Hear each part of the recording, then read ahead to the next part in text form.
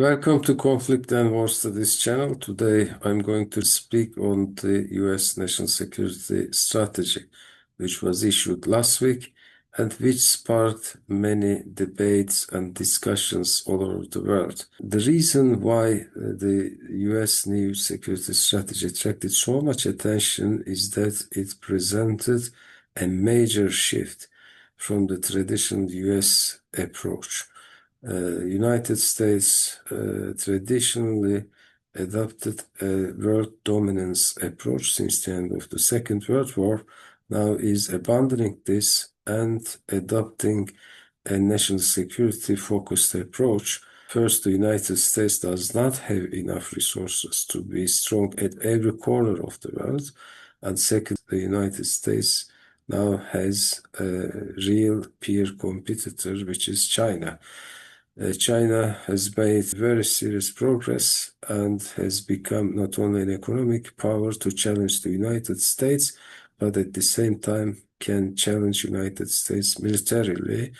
These two developments led to change and shift in the US main approach to the world issues.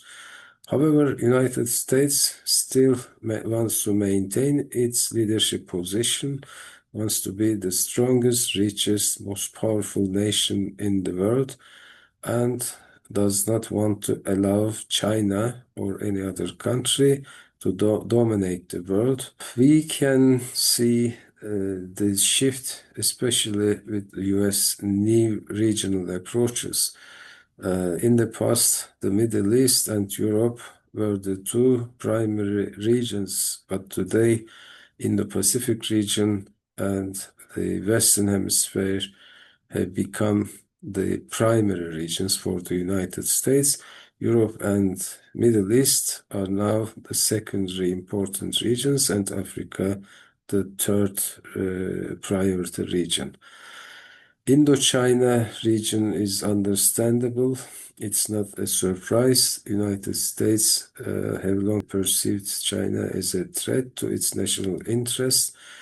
It's not only about Taiwan. Yes, Taiwan is a region which has the potential to lead to a military confrontation, even it may lead to a world war. Taiwan's importance is very clear. It produces the most advanced semiconductors, and this cannot be substituted another place in the world. Second, the Taiwan Strait's position.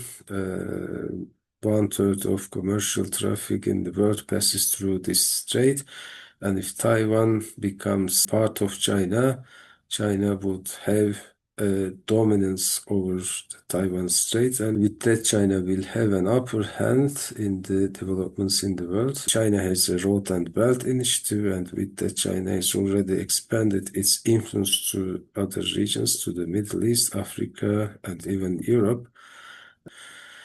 This is also another concern. The United States wants to establish economic relations with the regional countries, military relations also with the regional countries, and to limit China's expansion of influence.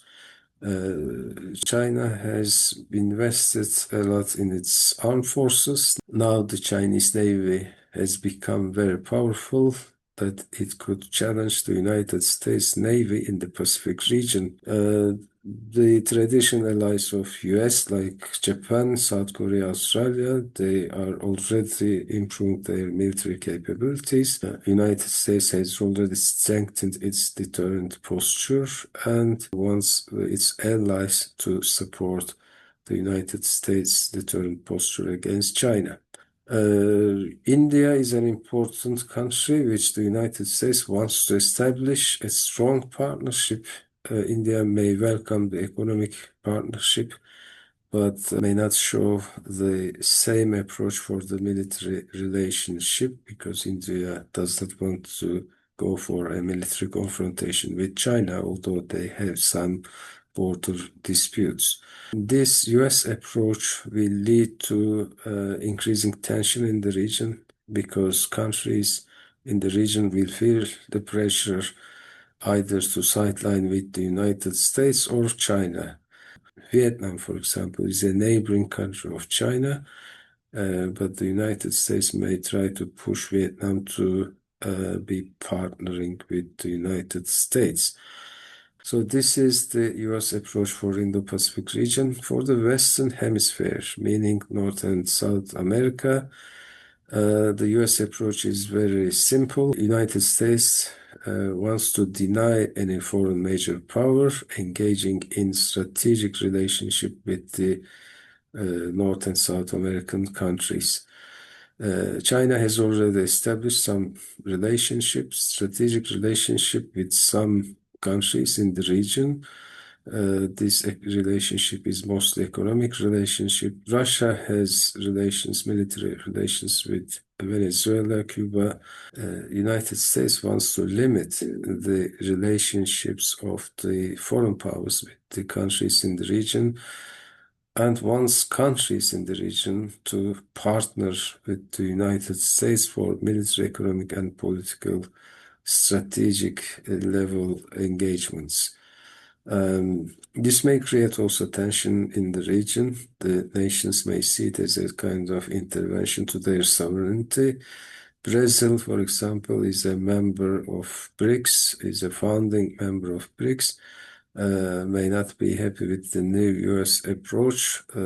Small countries usually try to balance the United States with establishing relationship with other countries, and they may also feel that pressure. And this new approach may lead to emergence of crisis and conflicts in that region. Concerning Middle East, the United States aims to reduce its engagement in the Middle East, wants peace here. To achieve peace, once the Arabs and the Israeli sign the so-called Abraham Accords, and United States believes also that trade partnerships will also help to promote peace in the region. One of the main objectives of United States here is also to prevent China from dominating the region. United States does not want any power to dominate natural resources and the choke points like Persian Gulf, Strait of Hormuz, or Suez Canal. Middle East cannot be considered as isolated from the Indo-Pacific region because it is adjacent to the Indian Ocean. The developments in that part of the world would affect the Middle East. China has already established strong relationship with some countries in Middle East, and Iran is partner of China for energy resources that China needs. United States do not want the Gulf countries partner with China, but to continue to work with the US. Israel may not welcome the new approach because it has enjoyed the US unconditional support for many years. The regional countries have a cautious optimism with regards to the newly issued US security strategy. For the Africa, we can say that US also wants to reduce its engagement, establish partnerships, investment, and mutual interest-based partnerships with some African countries. Does not want to engage heavily to Africa as it used to do. Now we can speak about Europe. US security strategy alerted Europe. Some people in Europe believe that this is a betrayal by President Trump to Europeans. Some people see it as a wake-up call, but it is a kind of disappointment in Europe because they started thinking that US is going to end its historical alliance relationship with Europe. I think the important point here is that the United States wants to disengage from its commitments and wants to transfer the responsibility to Europe for their own security. The language which was used in the document is taken as an offense to Europe. The Europeans reacted to that. In the document, the United States criticizes Europeans for erasure of their civilization due to immigration policies, criticizes Europe also for deindustrialization, for the decline of Europe, and so on. The United States wants to establish a strategic stability relationship with Russia and blames Europeans for not committing for the peace in Ukraine. So the main aim of the United States is to have a stable relationship with Russia and to establish a trade partnership, which will also favor the US approach towards China. The Europeans are now at a very strategic, historical turning point that they should redefine the future of European Union and NATO. There are many discussions about the future of European Union and NATO now. It doesn't seem that the United States is ending its relationship with Europe, and it's not going to disengage completely from NATO. United States will, in my opinion, continue to have this relationship and will continue to support NATO, but not as it used to do in the past. So this is the summary of the US national security strategy. We can say that it's a radical change from the traditional US approach. Now the United States repositions itself in the world with the awareness of the fact that they have less resources and now they have a peer competitor, so that they try to prioritize their engagements. United States wants to also prioritize their resources. Some countries in the world may be happy with the new approach of the US, may welcome it, but some countries may not be happy. It is for sure that the tension in the Indo-Pacific region will rise. The tension may also rise in the Western Hemisphere.